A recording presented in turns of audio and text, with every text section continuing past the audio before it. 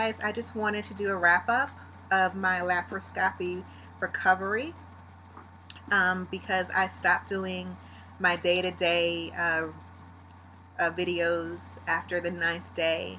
And the reason why is because I really didn't have much to report from a surgical perspective. My surgery was great. My recovery from that perspective was great. I did not have any of the side effects that you can get from a surgery, such as, bleeding, fever, the arm, the pain in your chest and in your arm from the CO2 that they use to inflate your stomach, cramping. I did not experience any of that, and I did not want to continue reporting on my sciatica issues in case it wasn't related to endometriosis, or it turns out not to be related to endometriosis. I just didn't want to confuse the two topics any more than I may have been with the videos. Day to day, as far as that sciatic pain, it was the same as it had been. Some days it was very severe and I'd have to do the painkillers and the heating pad and just lay still. Other days it wasn't as severe and I could get by with an over-the-counter medication such as Aleve and do the heating pad and again lay still. There were some moments in there when I wasn't in pain and I could get some editing done on my videos and I can get some reading done and spend some time with my family. But I wasn't consistently improving until recently. So moving on. Let's see. So on April 13th is when I had my endometriosis episode. That lasted right up until I was in pre-op, which was on April 26th. So for 2 weeks, I was in a lot of pain. I was on 7 medications. I'd had 2 ER visits. I had steroid injections. I had, of course, the IVs with the painkillers in the hospital. It was just a long 2 weeks waiting for the surgery. I could not wait to go into surgery. I was so happy, and I had my follow-up on May 8th, so almost 2 weeks after the surgery. And when I met with my doctor, he did an exam and everything was fine. He checked my belly button and the incisions, and they were fine. This actually, I think in prior videos I was saying that there was some sort of glue around my stomach. It actually is glue, and it's still crusting off.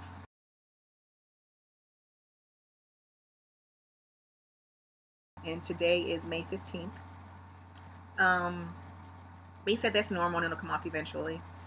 I saw pictures of of my body and of my reproductive organs. He took pictures of the endometriosis. He took pictures of my ovaries and of my fallopian tubes, and I believe of my female area after he removed the endometriosis. He said that I had stage 1 endometriosis, which if you're gonna have it, that's the best. There's 4 stages, and each one is worse than the next. I had no chocolate cysts, which was a blessing. He said that he didn't expect as much endometriosis as there was. He said there was an awful lot. There was a lot of endometriosis, and it was all focused or concentrated in the back, which is why he felt that I was having so much pain in my sciatic area. He was surprised there was so much, which for me to hear a doctor say, I was like, really? But I guess, it's 12 years in the making, so that makes sense. I told him that I was still in pain that I was still having pain in my sciatic area, and he said that we'll monitor it over the next 6 to 12 weeks, and if the pain continues, then I'll need to go on Lupron. So I'm really praying that I don't need to go on Lupron. I've heard nothing positive about it. I don't want to put my body through menopause prematurely. I don't want to be on any more medications. Another thing I want to talk about is, it's funny, my menstrual cycle. It's not a topic for YouTube. I just want to talk about it because it looks to be fairly normal. When you have endometriosis, it's very painful. It doesn't last as long as it should. Most endometriosis sufferers only have 2 to 3 day menstrual cycles, which I don't know if that's enough for your body or what, but that was definitely a symptom of endometriosis. And there are some other symptoms that I'm not going to go into because I don't have the information in front of me right now. But my menstrual cycle started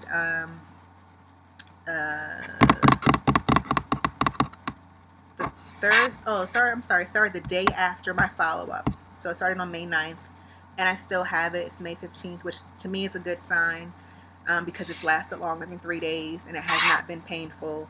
My recovery was not extended because of it. I did not have cramping. The menstrual flow is normal. It's not too heavy. It's not too light. So I'm very happy with that. I think that's a good sign that everything was successful during the surgery. We'll just have to see how the next cycles go. So I'm still waiting for my MRI. It has been almost 2 weeks or almost 3 weeks. It's been too long. I'm still waiting for my insurance to authorize it. And whenever I call my insurance company, they blame advanced radiology. Whenever I call advanced radiology, they blame the doctor's office. Whenever I call the doctor's office, they say that they've sent the information. So I am giving it until Thursday before I call the insurance company back. I'm just not going to stress myself out over it. Physical therapy, I'm not going. The reason why I'm not going is because the doctor that gave me the slip is the one who was really nasty to me, and I'm not doing anything he wants me to do. It sounds stupid, but I'm not doing it. I'm never going back to that practice, and I'm not going to waste my time, which would be 3 to 4 days a week for a month, for half hour to an hour at a time, doing something that may be useless and purposeless. So I will wait till I get my MRI, wait till I get the results, and talk to the first orthopedic surgeon who I have always gone to and see what he says. So today is May 15th, and it was my first day back to work. I have not been to work since April 12th. Friday, April 12th was my last day. April 13th is when I woke up in pain, and I hadn't been back to work since that Friday. So, a month and 3 days of being off for endometriosis? Not fun. So anyway, first day back. I did a half day. I'll be doing half days for the rest of the week. I was scheduled to go back to work yesterday, but on Monday, actually on Sunday, the pain started going away. Like, I was in pain. I had the sciatica pain up until this past Sunday. So that's about a month of straight, sciatic pain. But on Sunday, the pain kind of started going away, and on Monday, I went crazy. I ran all my errands. I cleaned. I scrubbed. I transferred I moved my winter clothes. I did laundry. I did everything I have not been able to do for the past month, and I overdid it. So I ended up having to take off Tuesday, which was the day that I was scheduled to go back. Just rested, and I did my medication, and then on Wednesday, I went back to work. So going from letting your body rest and being able to sleep, whenever you felt the need to, and being on the medication and all that kind of stuff, and just not having the day-to-day stress of work, it took its effect on me today. So I definitely, after that, by 4 hours, I was definitely ready to go home, and I'm glad that I'm able to do half days the rest of this week. I was so happy to see my coworkers. I work with some great people, so yeah, I'm happy to be back. Thank you for following me on this journey. I will continue to update you guys if need be. I'm not going to do a video if it's not necessary. And if you have any questions, comments, concerns, please let me know. I will do whatever I can to answer any questions that you guys have on endometriosis, because it's starting to become a passion of mine, to just learn as much as I can and to help share the knowledge. I did not realize how many of my friends and family have endometriosis as well. It's not something women seem to talk about, and I do not know why, because it's very common. I guess the reason why I'm doing this video is because people don't talk about it. And I mean, surgery for me is major. Like, this is my first major surgery. I've had, other than like a tonsillectomy, which I had when I was 30, and it took a month to recover from that.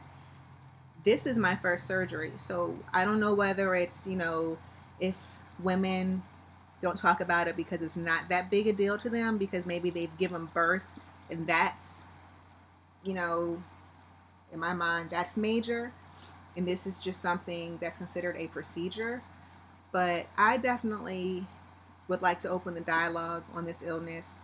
There are women who can't even get out of bed. There are women who have menstrual cycles for months on end. There are women who have debilitating and crippling symptoms and side effects. There are women who,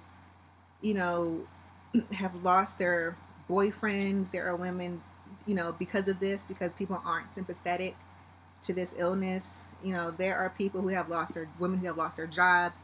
This is a major illness, and if I can bring awareness to it, if I can answer someone's questions or point them in the right directions for like as far as resources or doctors that I've been to, I'll be more than happy to do that, because this is something that I had never heard of until I was diagnosed with it. But I can't believe so many women have this, and it's not more and there's not more conversations on this. So I'm going to stop blabbering. Just wanted to tell you how I feel,